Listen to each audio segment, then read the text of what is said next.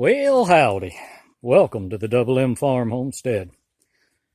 Today I thought I'd give you a quick rundown of my thoughts on a bed liner. This is a Japanese mini truck with the dump body, and it didn't have a liner in it. It was just white, and it's dirty right now, and I hope you can see it well with the shadows, but I wanted to put something on it to kind of halfway protect it, because it was pretty scarred up with just regular, white paint on it. So I decided to go with a bed liner, but my goodness, I didn't want to take it to a shop and pay anybody. So I went up to one of the local auto parts places and went with this. The Herculiner, I'd say, cost me just under $100. Tax and all, it was 90-something dollars. Can't remember exactly. It comes with a little roller and two of these, and that's what they recommend you put it on with. The other one I threw out, obviously, because you don't clean it. Once it's on there, you don't clean it up. But I didn't use this second one because after I put the initial coat on with the roller, and then I put two more coats, so there's a total of 3 coats in the back of the little truck.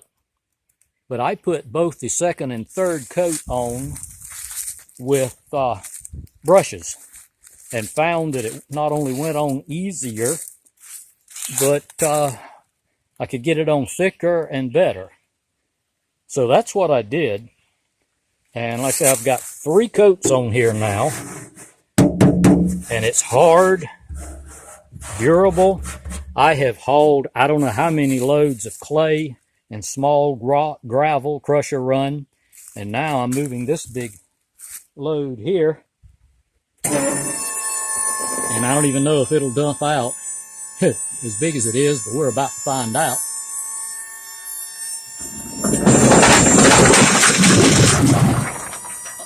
And let's see what it does to the Herculiner. It does nothing to the Herculiner.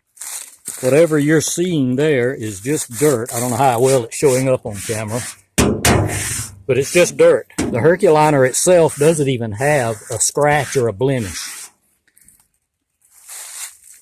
On the tailgate as well. It had to push against this tailgate. See if I can push the tailgate in so you can see it. It had to push against that tailgate to push it open. And there's not a scratch in that tailgate. The only thing in that liner on the tailgate is dirt. Let's put it back down so you can see it better. If I can find the button here. There we go. And down she goes.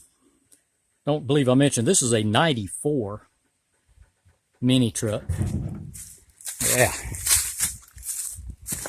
Put that tailgate back in place. Yeah, that looks better. And there you can see, well, hopefully you can see, there's not a scratch in that bed liner. And there's not a scratch in this bed liner. There's dirt, there's watermarks. When I get back up to the shop, I'll raise it back up and hose it down. But there's not a mark in this bed liner. And this is 3 coats, obviously, and I've got enough in the can to put a 4th coat on it. Figured I would do that because I wasn't sure how well it would hold up. So I left enough in the can, realized I had enough for a 4th coat, but I decided to wait and see how well it held up, see if I would need to coat it. I don't know if you can see right there where I welded a piece of iron there to cover up some holes that had rusted through that side panel. And the bed liner has just covered that right over the welds and the piece of angle iron that I put there. Same thing on this side. There's a little gap right there where I didn't fully weld it. I don't know how I managed to miss that spot.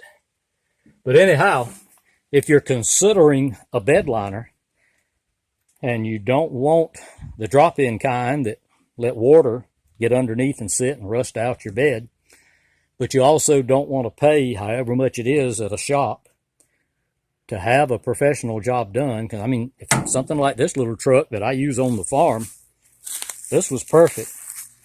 And it has really, really held up well. It's been in there, I would say 3, maybe 4 months now with, goodness gracious, I've lost count of how many loads of dirt and gravel and crusher run and rock that I have run through it. But you can see for yourself how well it's held up.